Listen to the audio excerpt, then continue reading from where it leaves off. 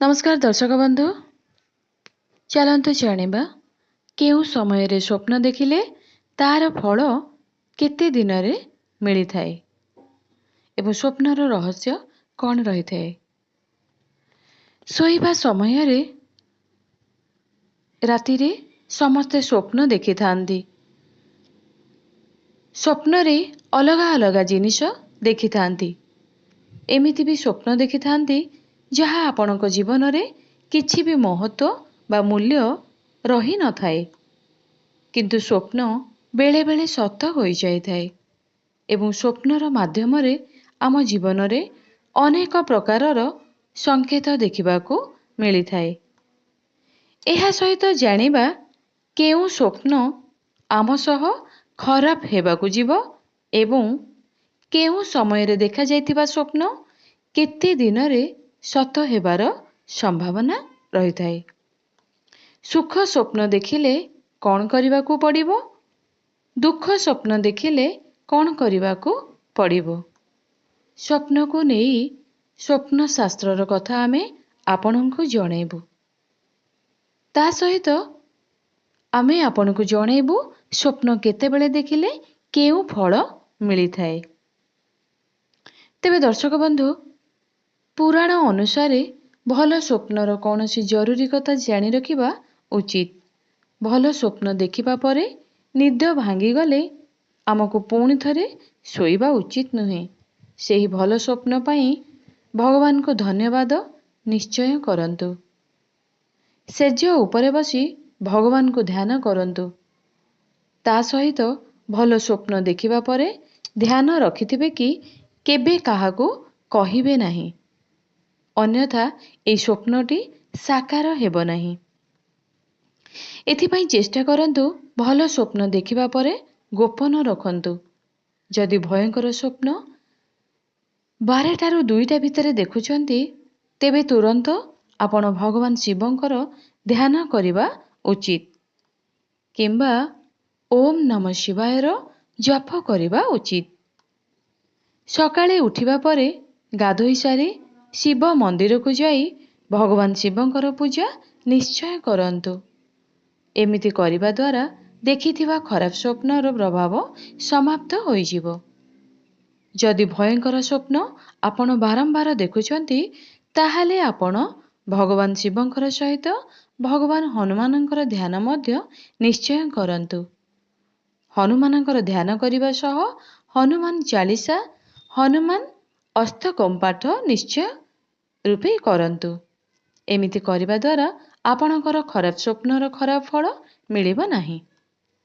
राति 12टा पूर्वरु देखिथिबा स्वप्न मनर विकृति पाई होई थाए, अर्थात एही स्वप्न अर्थहीन मना जाय थाए। एही स्वप्न को भूली जांतु। एही स्वप्नर खराब बा भल फल आपनको मिलिब नाही। राति 12टारू 1 मध्यरे जदि आपण स्वप्न देखिचंती ताहाले एही स्वप्न को पूरा हेबा पाई 3 वर्ष लागि जाय थाए। एथिपाई एही स्वप्नर बेसी महत्व न थाए। राति 1रू 2टा मध्यरे देखिथिबा स्वप्नर फल 1 वर्ष भितरे आपनको मिलिबो। राति 3टारू 4टा भितरे देखिथिबा स्वप्नर फल 6 मास भितरे आपनको मिलिजिवो। सकाळ 4टारू 5टा भितरे देखिथिबा स्वप्नर फल 3 मास मध्यरे आपनको मिलिजिवो। सकाळ 5टारू 6टा भितरे जदि आपण स्वप्न देखिचंती तेबे सेही स्वप्नर फल 1 मास मध्यरे आपनको मिलिजिवो। ता सहित दिन रे देखा जायतिबा स्वप्न को भूली जिबा भल होई थाए, कारण एहार किछि फल न थाए।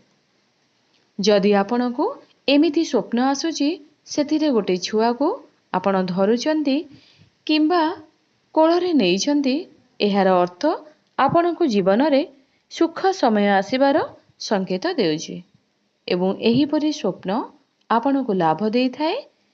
एही भली स्वप्न देखिले तुरंत भगवान को धन्यवाद करी ध्यान करंतु। जदि आपण स्वप्न रे पारा देखुचंती ताहाले एही स्वप्न एही संकेत देई थाए कि आपनको भयंकर रोगरू मुक्ति मिलिबा पई जाउची। जदि आपण ଏମିତି ସ୍ୱପ୍ନ ଦେଖୁଛନ୍ତି ତାହେଲେ ଏହି ସ୍ୱପ୍ନ ସବୁ ସଂକେତ ଦେଇଥାଏ କି ଆପଣଙ୍କ ଜୀବନରେ ବହୁତ ଶୀଘ୍ର ନୂଆ ମିତ୍ର ଆସିବା ପାଇଁ ଯାଉଛି। ବେଳେବେଳେ ଏମିତି ହୋଇଥାଏ କି ଯେବେ ଆମେ ନିଜକୁ ସ୍ୱପ୍ନରେ ମୃତ୍ୟୁ ଦେଖିଥାଉ, କିନ୍ତୁ ଏହି ସ୍ୱପ୍ନ ପାଇଁ ଚିନ୍ତା କରିବା କିଛି ଆବଶ୍ୟକ ନାହିଁ। ଏହି ସ୍ୱପ୍ନ ଆମକୁ ସଂକେତ ଦେଇଥାଏ କି ଆପଣ ଆପଣଙ୍କର ଜୀବନରେ ଖରାପ ଗୁଣ ସବୁ ପଛରେ ଛାଡ଼ି ସବୁ ପ୍ରକାର ରୋଗରୁ ମୁକ୍ତି ପାଇ ଆଗକୁ ବଢ଼ିବାର ଇଚ୍ଛାକୁ ପୂରା କରୁଛନ୍ତି। ଯଦି ଆପଣ ସ୍ୱପ୍ନରେ ମଶାଣିର ଶବ ଦେଖୁଛନ୍ତି ତାହେଲେ ଏହା ଶୁଭ ଲାଭ ପାଇଁ ସଂକେତ ଦେଇଥାଏ। ଏମିତି ସ୍ୱପ୍ନ ଆସିବା ପରେ ଆପଣଙ୍କ ଜୀବନରେ ଉନ୍ନତି ହୋଇଥାଏ।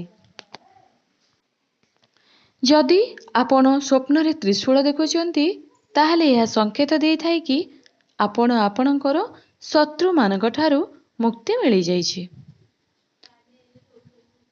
ଯଦି ଆପଣଙ୍କୁ ଏମିତି ସ୍ୱପ୍ନ ରାତିରେ ଆସୁଛି ତାହେଲେ ଆପଣଙ୍କ ଦ୍ୱାରା ଧାର୍ମିକ କାର୍ଯ୍ୟରେ ବୃଦ୍ଧି ହେବ।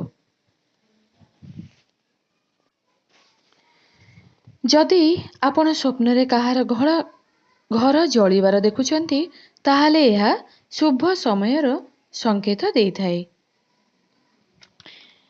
ଯଦି ଆପଣ ସ୍ୱପ୍ନରେ କାଉ ଦେଖୁଛନ୍ତି ତାହେଲେ ଆପଣଙ୍କୁ ଗୋଟେ ଖରାପ ସୂଚନା ମିଳିବାର ସଂକେତ ଦେଇଥାଏ।